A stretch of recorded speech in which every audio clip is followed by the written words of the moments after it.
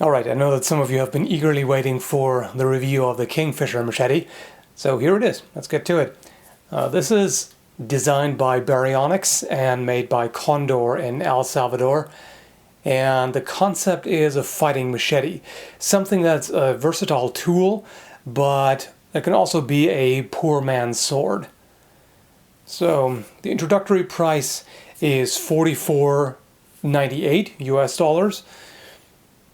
It's made of 1095 high carbon steel, so it's got a good balance between toughness and hardness, and it's fairly easy to sharpen. It's got good edge retention. Overall, a good choice for a machete sword like this, or sword machete, or however you want to call it. The handle scales are Hickory. That's a really nice choice. Hickory is an excellent wood, very strong and durable, and so these should last for a very long time and shouldn't crack easily at all. And this has got a distal taper. It tapers from 3.2 millimeters in the back all the way down to just a little under 2 millimeters at the point. So this is pretty unusual. I haven't seen many machetes, if any. I think this is the first machete that I'm seeing that actually has a distal taper. That's usually a sword feature. So you've got that, and then you've also got the profile taper. It gets narrower toward the point, and so that gives you a balance that's pretty close to the handle. So again, that ties in to the purpose of it as a fighting weapon. The weight is 824 grams or 1.8 pounds, so it's pretty light, but still hefty enough that you can deliver powerful cuts with it. Baryonyx offers some options for the edge. The standard edge does need some more sharpening, so it's just pretty basic for those who want to finish their own edge. And then there is also the special grade that's for $4.50. You can get it, the main edge sharpened and honed, and for $5.50 you can also get the back edge sharpened here.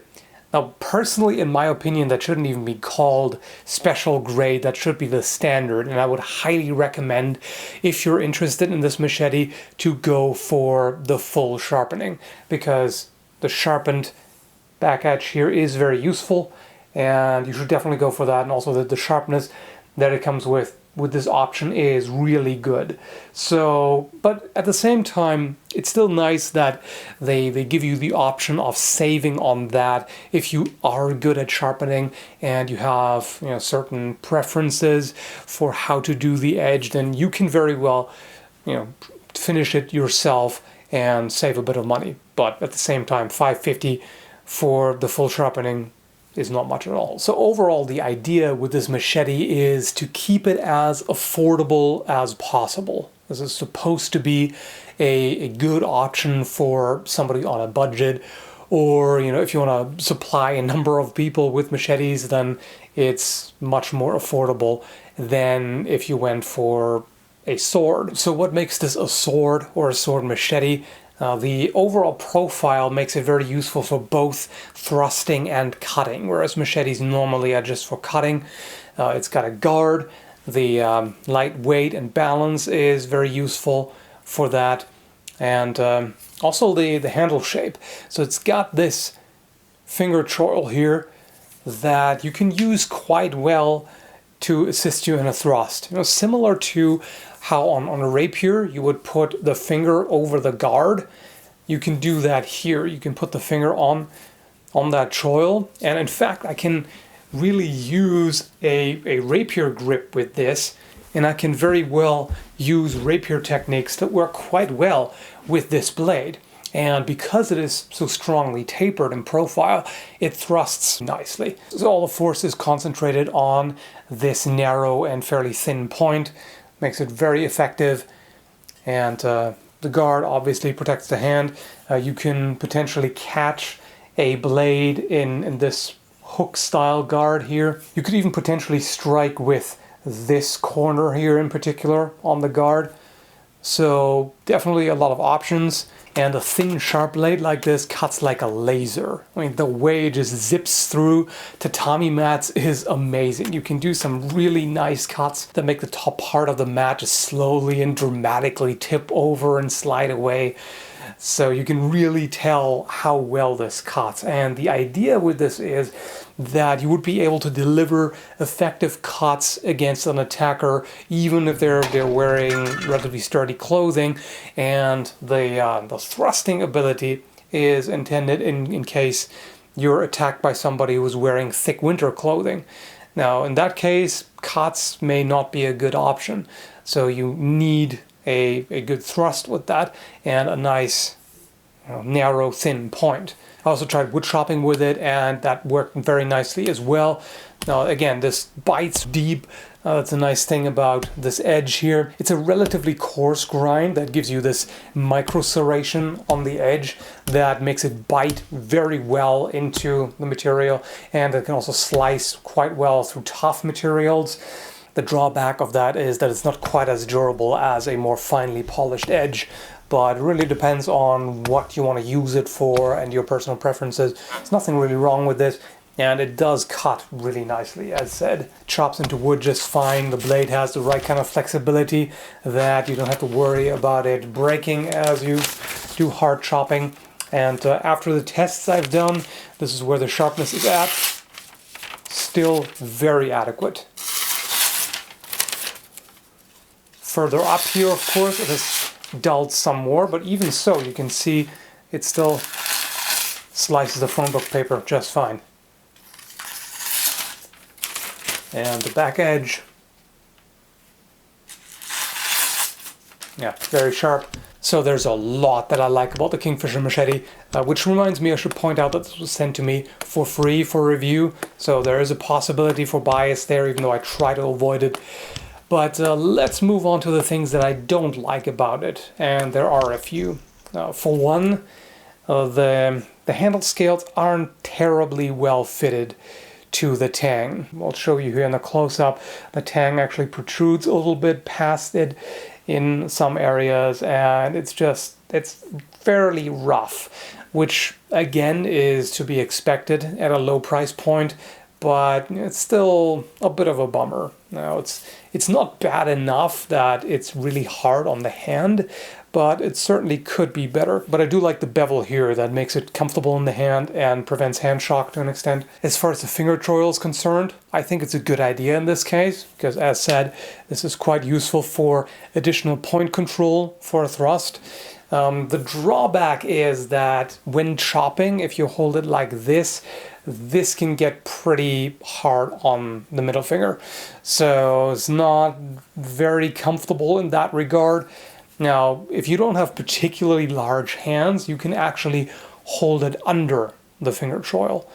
So that's just fine. Chopping with it, holding it below that, that's fine. If your hands are too large to be able to do that, that could be a bit of a problem when chopping. So I would personally prefer if this was either smaller or just a little higher. Now, in that case, of course, there could be a problem with larger fingers, especially in gloves, to not be able to get in there anymore. But yeah, so it's got pros and cons. I wish that was maybe a little less pronounced. Another problem I've noticed is that the point is too thin. So here in the close-up you'll see that it's bent a little bit, and I wasn't terribly rough with it. I definitely would not recommend trying to pry with it. Now with this kind of blade you wouldn't anyway normally, but you know, as a fighting machete you need a pretty strong point that can withstand contact with bone and other hard materials. So this is a little too delicate. I don't have a problem with the width necessarily, but it gets too thin there. Ideally this would be thickened here, but that would increase the price quite a bit, so that's probably not an option. I mean, if there is no other way, I would suggest making this a little wider, because it's still going to thrust just fine, and we definitely need some more material here in the point, otherwise it's just not strong and durable enough. Another con is that there's no sheath. Now again, that's with affordability in mind, and there are some terrible sheaths on cheap machetes that might as well not be there because they're that bad. But even a pretty simple sheath would be nice for this, and at the very least I would like to see that as an option. Like pay a little bit extra, I don't know, like 10 bucks or 15 or however much to get a sheath. Maybe several different options for sheaths, including a higher quality one, because this kind of thing, especially with this fine point here, that's a bit of a pain in the butt to transport safely. So you really need ideally a hard sheath of some sort, because if it's just a pretty simple leather sheath, this may just poke through. So that I would definitely like to see. The grind is somewhat uneven, which again I can excuse considering the price. Now if this was $100 or $150, I would definitely complain about that. But as it is, no big deal. Like, it's not the most aesthetical grind line here, so it might be a bit off-putting to some. But at the same time, this is a tool mainly. This is not supposed to be a collector's item. It just looks fancy. Although the finish is quite nice, actually. And the finish has also held up pretty well. So yeah, it is a bit rough here and there, which again, for the price, I can excuse.